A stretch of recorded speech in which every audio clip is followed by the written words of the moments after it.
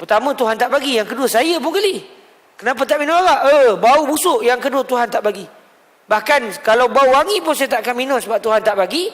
Maka orang ini mendapat pahala kerana dia meninggalkan satu perbuatan yang ditegah oleh Allah Subhanahu wa taala. Tapi kalau orang tanya kenapa tak minum arak? Bau busuk.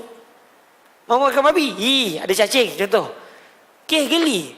Maka dia tak berdosa, dia tak dapat dosa sebab dia tak buat benda yang mungkar, tetapi rugi kerana dia tidak mendapat pahala. Sebab sesuatu perbuatan yang ditegah oleh Allah, bila kita tak buat perbuatan tersebut, kita dapat pahala hanya apabila diniatkan kerana Allah Subhanahu wa taala. Maknanya tuan-tuan, kita kena simpan dalam jiwa kita, kita kena letakkan dalam minda kita, saya tak nak buat sebarang benda yang ditegah oleh Allah kerana Allah Subhanahu wa taala. Dalam hadis ini juga disebut, Nabi kata, waman asaba min zalika syai'a fa'uqiba fid dunya fahuwa kafaratul lah. Siapa yang telah meninggalkan perjanjian ini, main dia telah bercanggah dengan perjanjian ini. Allah tak bagi dia mencuri, dia mencuri. Allah tak bagi dia berzina, dia berzina. Allah tak bagi dia jangan buat cerita dusta, jangan tuduh orang tak tentu pasal, tak ada bukti. Dia tuduh juga orang tak berbukti. Kemudian takdir Allah Ta'ala, dia dihukum atas dunia ini. Nabi SAW menyatakan, fahuwa kafaratullah. Hukuman itu adalah penebus bagi penjenayah tadi. Para ulama menyatakan, ini menunjukkan bahawa hukuman hudud serta hukuman qisas, begitu juga hukuman ta'zir yang diputuskan oleh hakim, akan menebus dosa orang yang melakukan jenayah tersebut. Maknanya kalau kita lihat sebarang hukuman dalam Islam, kita tak akan jumpa ada hukuman Islam yang namanya zalim. Sebab dalam hadis yang diriwayatkan dalam kitab Al-Arba'un Nawawiyah contohnya, Allah telah berfirman dalam satu hadis qudsi, ya ibadi, inni haramtu zulma ala nafsi. Wahai hamba-hambaku, aku telah haramkan kezaliman ke atas diriku. Wa ja'altuhu bainakum muharrama. Aku jadikan kezaliman itu haram ke atas kamu semua juga. Fala tazalamu.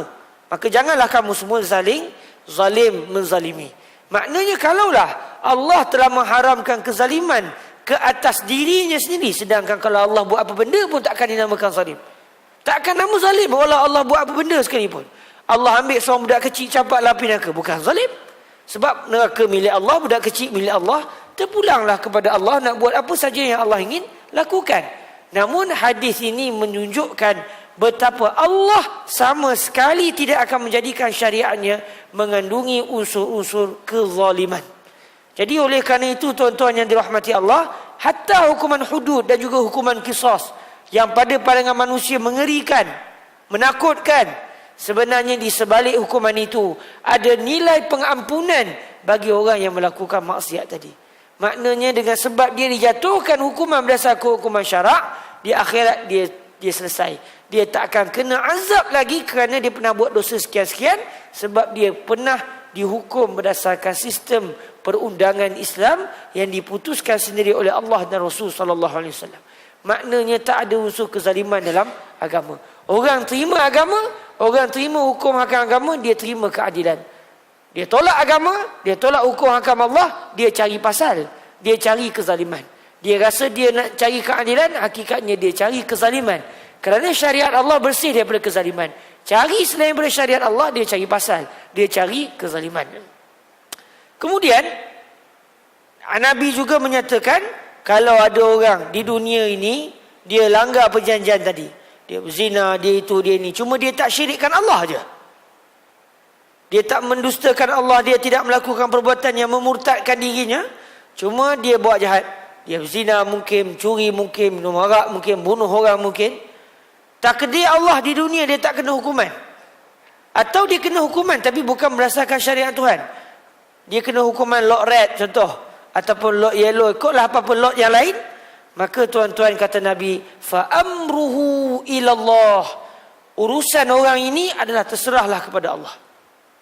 Kalau orang yang sebelum dia yang dikenakan hukuman berdasarkan hukuman syariat, bebas dia daripada azab Allah kerana dia sudah diberikan pengampunan hasil daripada hukuman tadi. Namun oleh kerana dia terlepas di dunia, contoh Cari-cari bukti dia terlepas di dunia. Atau di dunia dia dikenakan hukuman selain daripada hukuman syarak, maka urusan dia sebenarnya adalah begitu genting dan bahaya. Kerana terserah kepada Allah. Kalau Allah mahu, Allah akan ampunkan dia. Ada orang buat maksiat tapi akhirnya ke syurga Tuhan. Sebab apa? Sebab dia pernah buat kebaikan yang kecil pada pandangan orang, tapi begitu ikhlas sehingga menenggelamkan habis segala dosa yang pernah dilakukan. Ada orang begitu. Dalam kitab Al-Khasa'is Al-Kubra yang pernah saya cerita kepada tuan-tuan, zaman Nabi Musa, satu orang buat jahat. Berapa lama dia buat jahat? 300 tahun. Dia buat jahat. Umur panjang. Itu orang Melayu tak ada challenge tu. Sebab tak sampai umur. Tapi kalau Malaysia kita meninggal 500 tahun, rasanya kalah lelaki tu. Kita menang lagi. Malaysia akan semua boleh. 300 tahun buat maksiat. Seingat saya 300 tahun. Bila dia mati, dia orang Islam zaman Nabi Musa, beriman dengan Nabi Musa. Tapi jahat. 300 tahun buat maksiat. Bukannya sikit-sikit. Bila dia mati, orang ambil jenazah dia, letak dalam tong sampah. Orang tak ke bumi pun, geram. Allah Ta'ala firmankan Nabi Musa, tolong ambil jenazah dia, tolong solat jenazah kepada lelaki ni. Nabi Musa tanya kepada Allah, dia bukan ke buat jahat 300 tahun ya Allah? Allah kata, ya, dia buat jahat 300 tahun. Tapi dia ada buat satu perbuatan. Setiap kali dia baca kitab Taurah, orang jahat dulu baca Taurah, tuan-tuan. Orang baik sekarang kau tak baca Quran teruk. Orang jahat 300 tahun dulu kegemaran. Lepas-lepas letih-letih buat maksiat, buka Taurah. Lepas buat Taurah, lawan balik. Tapi tak apalah, dia baca Taurah. Kita tunggu Ramadan. Itu kok khatam. Kalau tak khatam, baca Qul Allah 3 kali. InsyaAllah dapat pahala khatam Quran. Jadi tuan-tuan yang dirahmati Allah, dia gemar baca Taurah. Bila dia baca Taurah, dalam Taurah pada zaman Nabi Musa dulu akan terdapat banyak nama Nabi Muhammad SAW. Dia jumpa je nama Nabi Muhammad, dia akan cium. Dia akan letak di dahi dia. Kata Allah Ta'ala, kerana perbuatannya aku ampun habis dosa dia. Peduli apa aku? Aku ampun habis semua dosa dia, dan aku kahwinkan dia dengan 70 orang bidadari syurga Allah Subhanahu Wa Ta'ala. Ada orang tuan-tuan jahat-jahat, tapi kebaikan dia ni sangat ikhlas. Lepas tu kita tengok orang jahat, memang dia buat jahat, kita tak suka kejahatan dia. Tapi jangan letaklah hati kita, budak ni pasal lah masuk neraka nanti. Aku ni insyaAllah umat sebelah Nabi rasa. Jangan tuan-tuan, sebab kita tak tahu ujung nasib kita di mana. Dia buat maksiat, itu yang kita nampak. Yang dia buat baik, kita tak tahu lagi.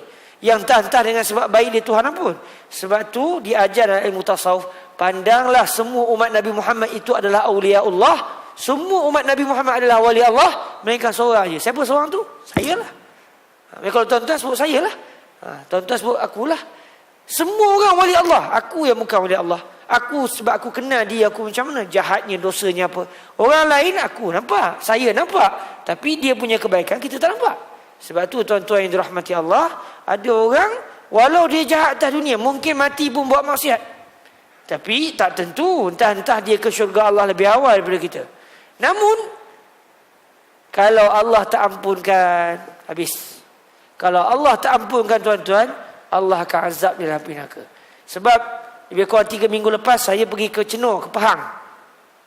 Ziarah Tuanku Haji Muhammad Abdul Baqi bin Osman. Tuanku Haji Baqi bin Osman di pondok beliau di Kampung Lanting, Cenor, Pahang Darul Makmur. Kawasan Temeloh, kawasan Maran, Pahang. Kata beliau, tertarik saya tuan-tuan dengan ucapan. Bila tu masa disebut tu, terasa, ya Allah, aku kena cari segala perbuatan yang boleh ampunkan dosaku. Kata beliau, syurga Allah ni benda cantik, benda indah, benda bersih. Bila syurga Allah ni benda bersih, kalau yang nak masuk syurga ni dia ada kotor, walau surat debu, dia tak. Walau sebutir debu kotor dia tak layak masuk. Syurga ni untuk orang yang memang bersih betul. Dia bawa perumpamaan, Tuan Guru Haji Abdul Baqi buat perumpamaan. Satu orang, dia ada rumah cantik, bersih. Anak dia main luar. Bila anak dia main luar, nak masuk rumah. Tapi anak dia, orang Kedah kata, dah berlemuih. Dah kotor dah. Habis dah berkubang, tanah dan sebagainya. Si ayah ni sayang anak. Dia bagi tak anak masuk rumah? Dengan kaki berseluk masuk rumah. Masuk rumah boleh tak? Tak boleh tuan-tuan. Kena bersihkan badan dulu kat luar. Baru boleh masuk. Jadi kata beliau, kalaulah ada lagi dosa yang tak diampunkan oleh Allah, orang yang tak diampunkan dosa, walau sikit dosa dia, dia tak boleh lagi masuk syurga, melainkan kena dibersihkan dulu dalam api neraka, wal iazubillahi min zalik. Maksudnya kalau Allah ampun, okey selesai. Maksudnya dia dah tak ada dosa, sebab walau ada dosa peringkat awal tapi dah diampun. Kalau Tuhan tak ampun walau sikit, neraka dulu. Bakal api neraka dulu, dibersihkan dulu. Bila dah habis dosanya ditelan oleh api neraka Allah, baru dia ke syurga Tuhan. Sebab ketika itu dia layak, dia dah bersih, dia dah suci. Tempat yang suci hanya boleh diduduki oleh orang yang suci. Jadi tuan-tuan, bila dengar begitu, takut kita. Dulu kadang-kadang saya fikir, tak apalah buat jahat pun, yang penting buat baik kena banyak. Bila buat baik banyak, buat jahat sikit, syurgalah. Tapi bila saya dengar ucapan beliau, timbul gerun. Walau kita buat baik banyak, kalau ada sikit dosa Tuhan tak ampun, habis kita.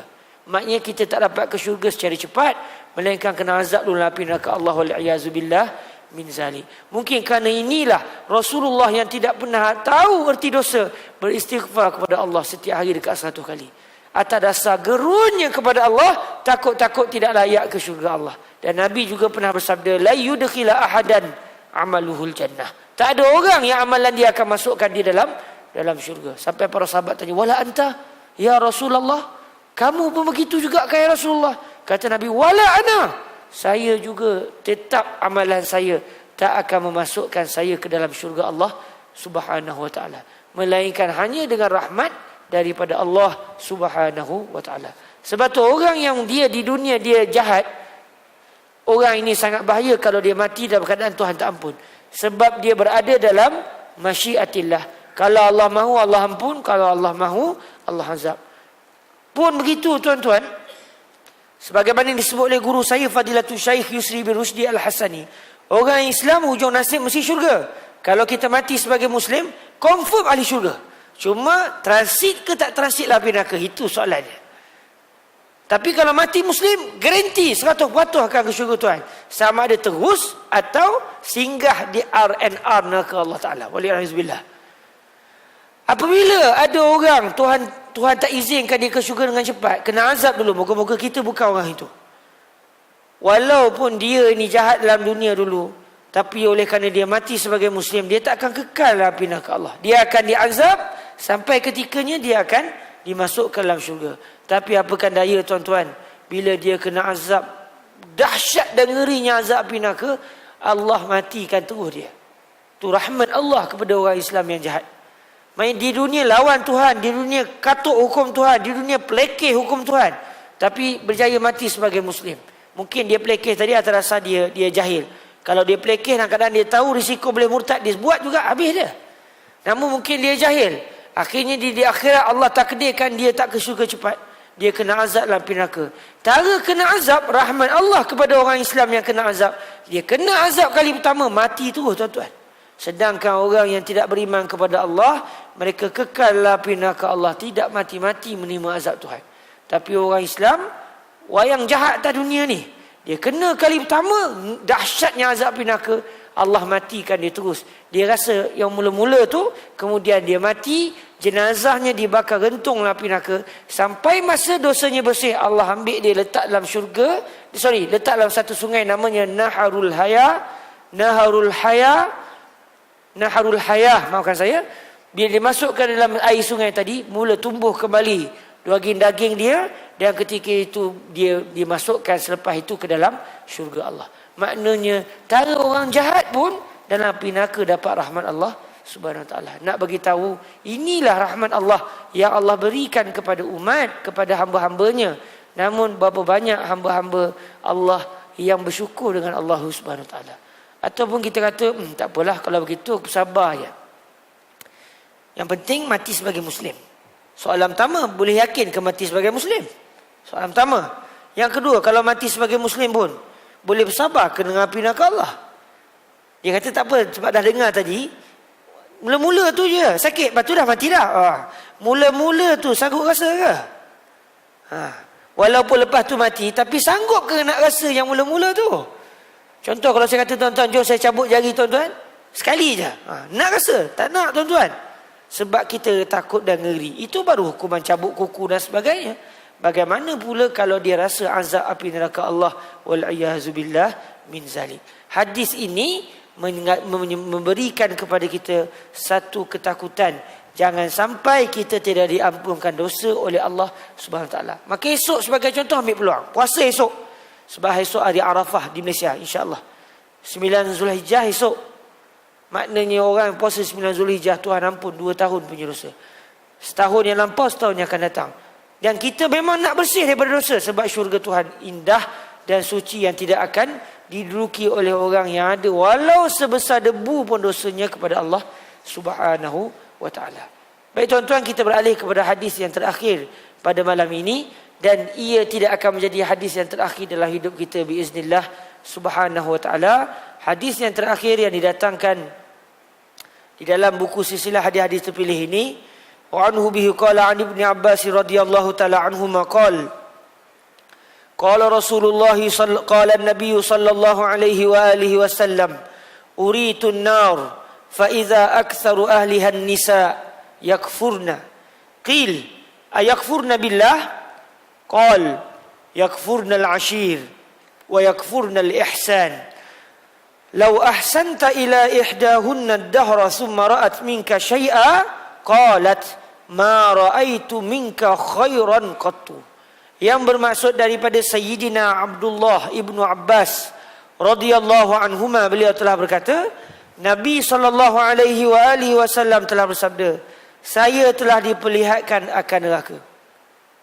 Bila Nabi lihat ni tuan-tuan? Antaranya sewaktu Nabi SAW sedang menjadi imam salat gerhana matahari.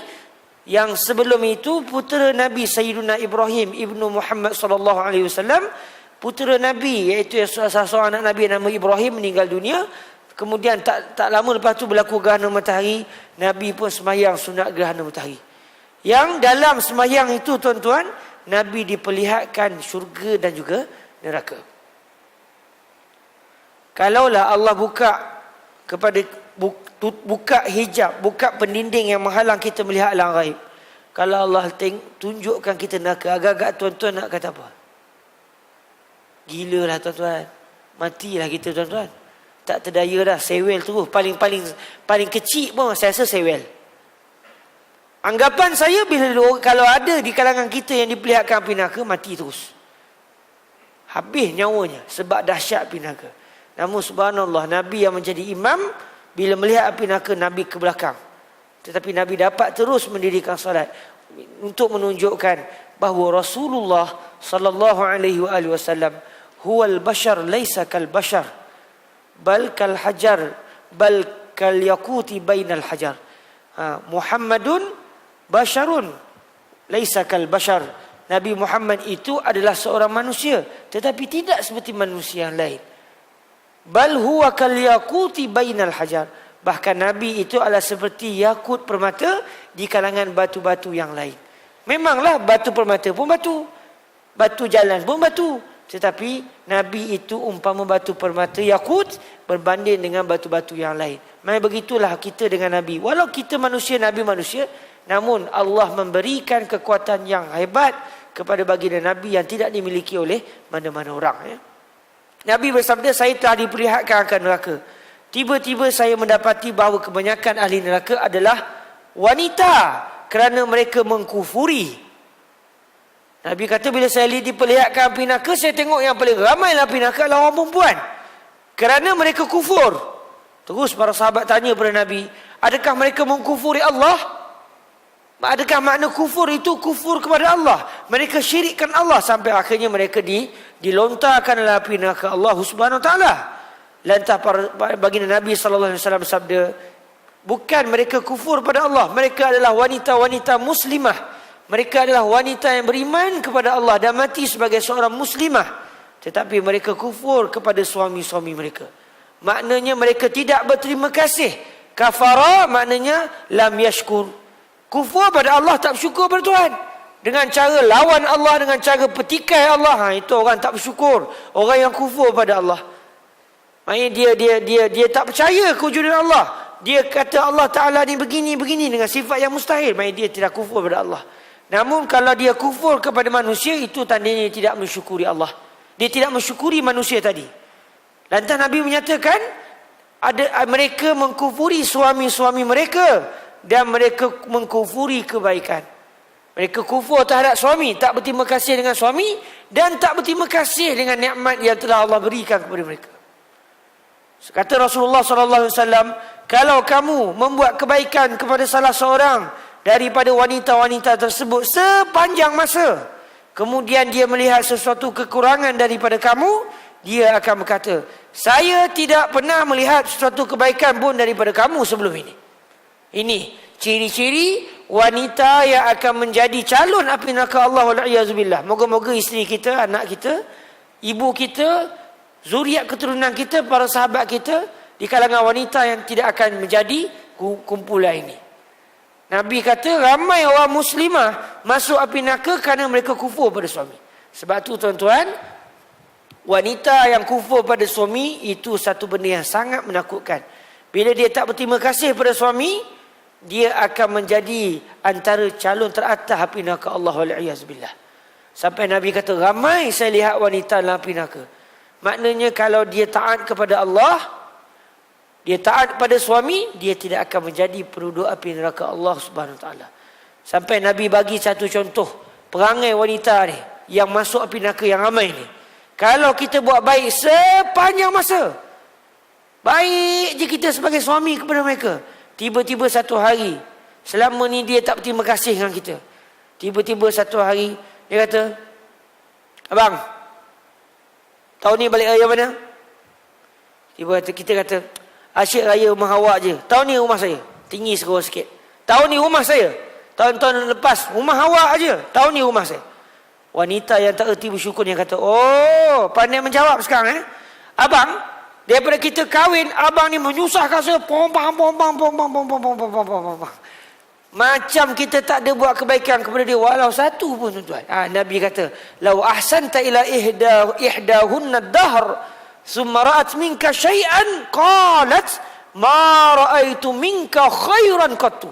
Kalaulah kamu semua orang lelaki buat baik dengan perempuan jenis macam ni, sepanjang masa kamu buat baik kepada mereka, tiba-tiba ada sikit je mereka tengok kekurangan kamu, mereka akan sebut, saya tak pernah tengok pun kamu ni ada kebaikan.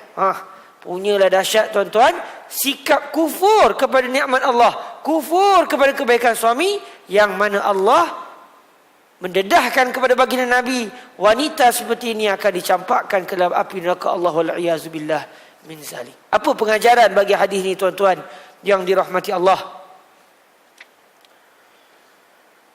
Bukanlah hadis ini, yang pertamanya, bukanlah hadis ini nak menunjukkan Islam menghina wanita. Ada orang kata, oh, sedap-sedap je kata wanita jadi penduduk api neraka. Tetapi yang Nabi sebut adalah sikap wanita muslimah yang memiliki sikap jahat terhadap suami. Mereka akan mendapat balasan yang setimpal pada Allah. Maknanya bukan masalah wanita atau lelaki, masalahnya sikap tidak mensyukuri kebaikan seorang suami.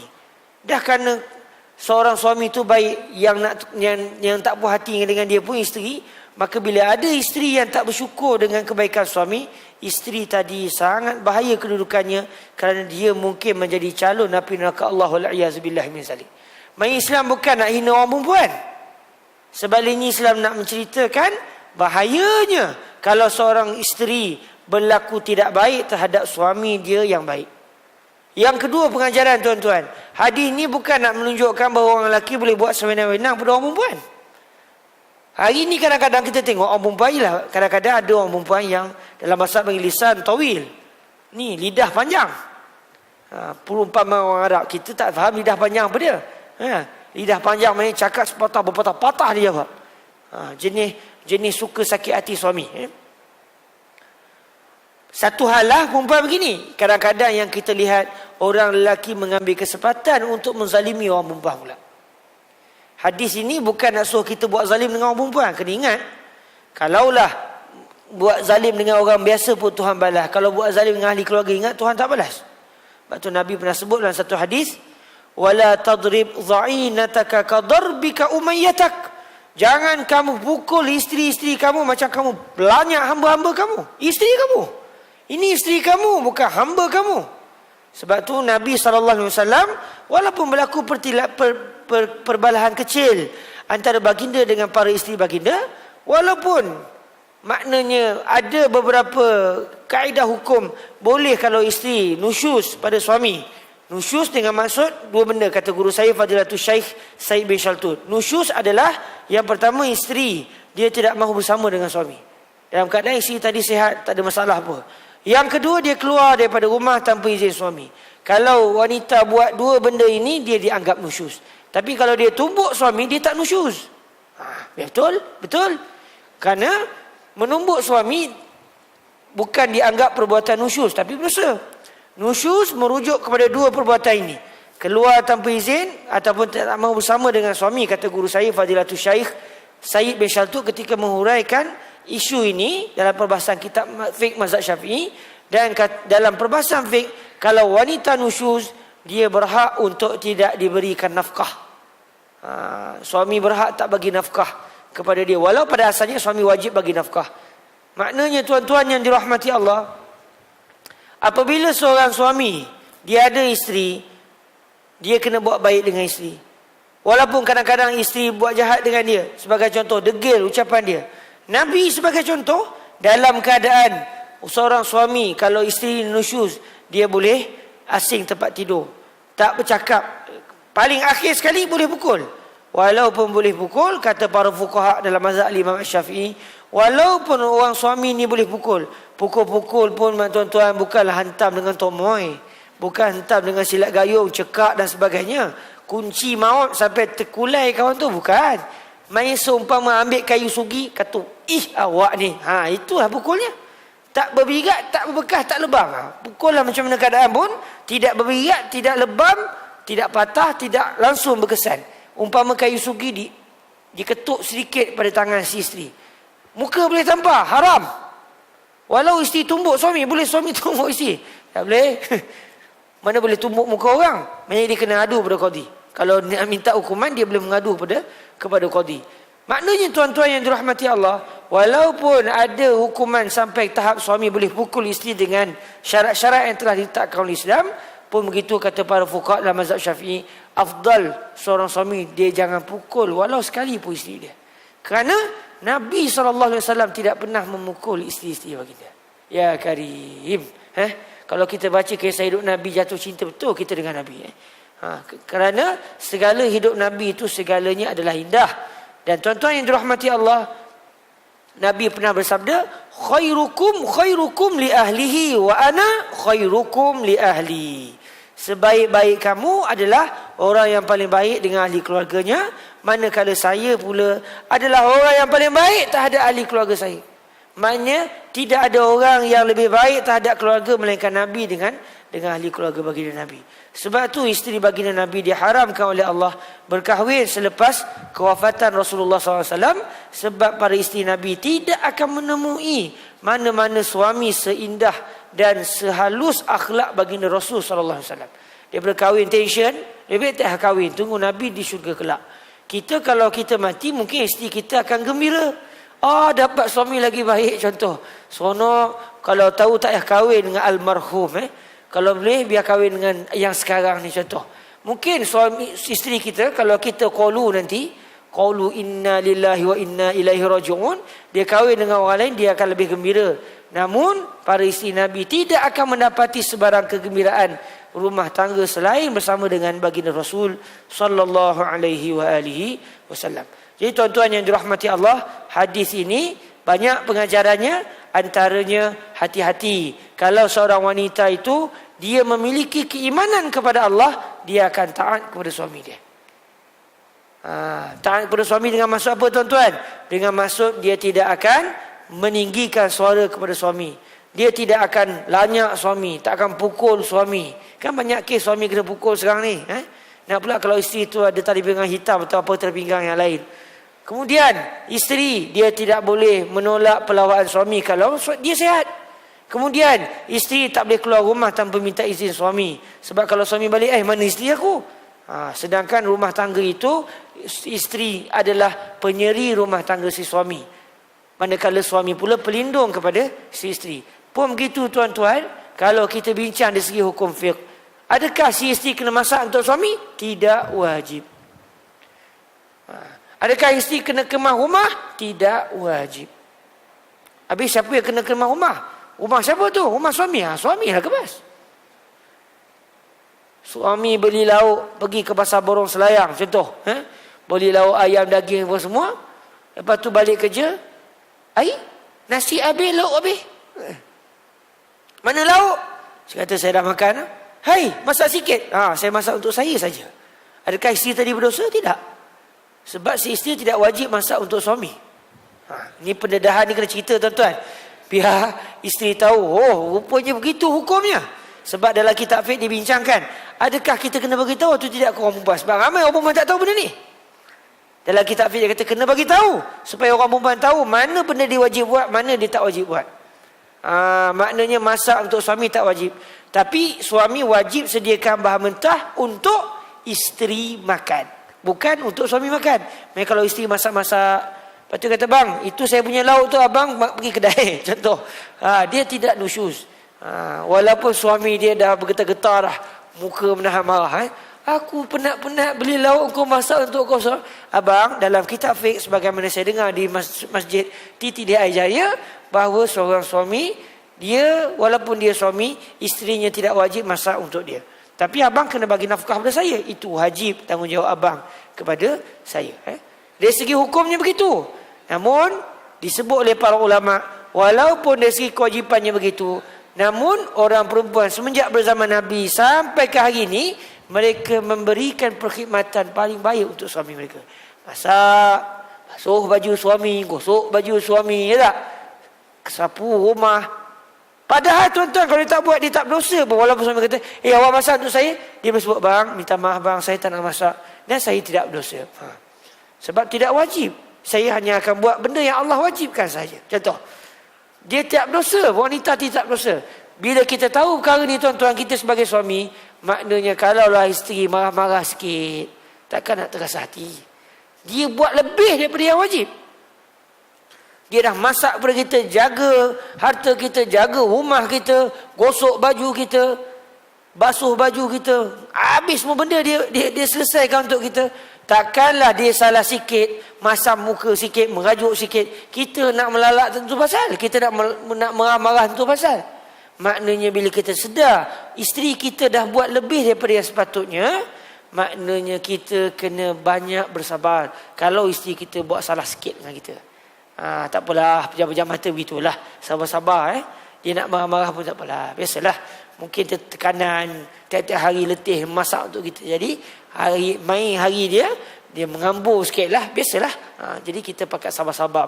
Sebab si isteri dah buat lebih yang patut daripada yang sepatutnya. Namun kalau isteri tadi dia kata, bang, saya dah dapat tahu, jadi abang besok abang punya sarapan pagi abang boleh beli kat kedai. Cuma abang kena sediakan nasi apa semua, saya nak masak nasi lemak untuk saya saja. Abang, baju abang basuh, mesin ada kan, abang basuh sini, abang gosok, abang sidai. Saya hanya basuh baju saya je. Tapi kena ingat bang, sabun basuh abang kena beli, sebab itu nafkah saya. Sebab antara nafkah, pakaian, bila pakaian, alat basuh sekali lah. Jadi abang kena sediakan semua sekali. Kata guru saya, Fadilatul Syaikh Yusri bin Rushdi Al-Hasani, kalaulah seorang isteri dia nak bergerah begitu, tak nak masak untuk suami, walau tak wajib kan, saya nak yang wajib je, begitu. Kata guru saya, kalau suami kahwin lain, jangan marah. Sebab nak cari yang buat lebih daripada yang wajib. Maknanya ubah mujarab. Jadi kata guru saya, kalau isteri-isteri maknanya dia nak berkerah dengan hukum wajib asal, suami juga tidak wajib kena kahwin satu saja. Atas rasa itulah kena saling toleransi. Pun begitu, kata guru saya Fadilatul Syaikh Yusri bin Rushdi, yang afdalnya seorang suami dia tak kahwin lebih daripada seorang. Yang afdalnya lah. Tapi kalau dah kau ada yang ada ni dah kahwin dua, tak apalah, silakan, dia tidak haram. Cuma kata guru saya, seelok-eloknya tidak berkahwin lebih daripada satu, kerana ujah guru sayanya, Nabi Adam itu isterinya seorang saja. Dalam keadaan ketika itu, kalau nak kira dengan otak, patut isteri Nabi Adam ni biar ramai, sebab nak banyakkan zuriat masa tu. Tapi seorang je isteri je. Nak bagi tahunya, kalau kita boleh bersama dengan isteri kita seorang tu, biarlah sampai bila-bila. Tapi kalau kita nak kahwin lebih, tak ada masalah. Pun begitu, kena adil. Kalau kahwin, lepas tu tak adil, si isteri berhak menuntut pada qadi untuk meminta fasah daripada kita. Sebab suami yang tak adil kahwin lebih seronok, adilnya tidak. Buat apa? Menyusahkan diri si isteri, bahkan menambahkan dosa suami kerana tidak berlaku adil sesama isteri. Adil ni bukan sekadar bagi duit je tuan-tuan. Giliran ni juga kena adil. 2 hari di rumah isteri pertama, 2 hari juga di isteri kedua. Tak boleh, sebab dia isteri tua dah lama dengan saya, sehari cukup. Isteri dua tu dia 5 hari. Haram hukum dia. Nanti di akhirat sengit bahu sebelah kerana menjadi orang yang zalim terhadap isteri. Kahwin banyak orang seronok, tapi cerita pasal keadilan bergetar kita tuan-tuan kalau fikir-fikir tentang isu keadilan terhadap isteri. Apa-apa tuan-tuan, semoga kekeluargaan kita selamat dari dunia sampai ke akhirat daripada mendapat kemurkaan Allah. Moga-moga kita bersih daripada dosa dan noda. Dan alhamdulillahirabbil alamin, selesailah sudah pembacaan 10 hadis Rasulullah sallallahu alaihi wasallam yang dipetik daripada kitab Sahihul Imam Al-Bukhari yang kita telah baca dan kita telah hurai dari satu hadis ke satu hadis. Maka tuan-tuan, saya sebagai penutup dalam majlis yang barakah ini, saya akan baca balik dari hadis pertama sampai hadis ke-10 secara baca tanpa terjemah, tanpa hurai, supaya kita mendapat keberkatan mendengar 10 hadis yang diriwayatkan oleh Al-Imam Al-Bukhari yang saya pilih daripada Sahih Bukhari. Kerana tuan-tuan, hadis Sahih Bukhari hadis berkat. Orang dulu kalau bawa Sahih Bukhari dalam kapal tak karam. Tak pernah ada kes kapal karam kalau ada orang bawa Sahih Bukhari. Lepas ni mas dia kena bawa Sahih Bukhari dalam kapal terbang mas. InsyaAllah tak karam, tak jatuh, tak kena tembak biiznillah. Dengan sebab berkat wujudnya hadis Rasulullah sallallahu alaihi wasallam. Saya akan bacakan hadis pertama sampai hadis ke-10 sebagai majlis penutup pada hari ini. Dan tanpa terjemah, tanpa hurai, saya akan pendengarkan kepada tuan-tuan sabdaan Rasulullah sallallahu alaihi wasallam yang kita petik daripada 10 hadis yang Sahih Bukhari itu jumlahnya 7,658 hadis. Saya nak baca 10 je daripada 7,658 hadis. Bismillahirrahmanirrahim. Wa anhu bihi qala an Umar bin Al-Khattab radhiyallahu anhu qala sami'tu Rasulullah sallallahu alaihi wa alihi wasallam yaqul innamal a'malu binniyat wa innama likulli imri'in ma nawa faman kanat hijratuhu ila dunya yusibuha aw ila imra'atin yankihuha fa hijratuhu ila ma hajara ilaih. Wa anhu bihi qala an ibni Umar radhiyallahu anhuma qala Rasulullah sallallahu alaihi wa alihi wasallam buniyal islamu ala khams syahadati an la ilaha illallah wa anna muhammadar rasulullah wa iqamis salah wa ita'iz zakah wal hajji wa sawmi ramadan. Wa anhu bihi qala an Abi Hurairah radhiyallahu anhu anin nabiy sallallahu alaihi wa alihi wasallam qala al imanu bid'un wa sittuna syu'bah wal haya'u syu'batun minal iman. وعنه به قال عن عبد الله بن عمرو رضي الله عنهما عن النبي صلى الله عليه وآله وسلم قال المسلم من سلم المسلمون من لسانه ويده والمهاجر من هجر ما نهى الله عنه. وعنه به قال عن عبد الله بن عمرو رضي الله تعالى عنهما أن رجلا سأل النبي صلى الله عليه وآله وسلم أي الإسلام خير قال تطعم الطعام وتقرأ السلام على من عرفت ومن لم تعرف. وعنه به قال عن أنس رضي الله تعالى عنه عن النبي صلى الله عليه وآله وسلم قال لا يؤمن أحدكم حتى يحب لأخيه ما يحب لنفسه. وعنه به قال عن أنس رضي الله تعالى عنه قال النبي صلى الله عليه وآله وسلم لا يؤمن أحدكم حتى أكون أحب إليه من والده وولده والناس أجمعين. وعنه به قال عن أنس رضي الله تعالى عنه عن النبي صلى الله عليه وآله وسلم قال ثلاث من كن فيه وجد حلاوة الإيمان أن يكون الله ورسوله أحب إليه مما سواهما وأن يحب المرء لا يحبه إلا لله وأن يكره أن يعود في الكفر كما يكره أن يقذف في النار. وعنه به قال عن عبادة بن الصامت رضي الله تعالى عنه وكان شهد بدرا وهو أحد النقباء ليلة العقبة أن رسول الله صلى الله عليه وآله وسلم قال وحوله عصابة من أصحابه بايعوني على ألا تشركوا بالله شيئا ولا تسرقوا ولا تزنوا ولا تقتلوا أولادكم ولا تأتوا ببهتان تفترونه بين أيديكم وأرجلكم ولا تعصوا في معروف فمن وفى منكم فأجره على الله ومن أصاب من ذلك شيئا فعوقب في الدنيا فهو كفارة له ومن أصاب من ذلك شيئا ثم ستره الله فهو إلى الله إن شاء عفا عنه وإن شاء عاقبه فبايعناه على ذلك. وعنه به قال عن ابن عباس رضي الله تعالى عنهما قال قال النبي صلى الله عليه وآله وسلم أريت النار فإذا أكثر أهلها النساء يكفرن قيل أيكفرن بالله قال يكفرن العشير ويكفرن الإحسان لو أحسنت إلى إحداهن الدهر ثم رأت منك شيئا قالت ما رأيت منك خيرا قط أو كما قال الحبيب المصطفى سيدنا ومولانا محمد رسول الله صلى الله عليه وآله وسلم. Alhamdulillah, syukur kita kepada Allah dapat juga kita mempelajari kitab ini walau tidak secara satu persatu. Maka para hadirin yang dirahmati Allah,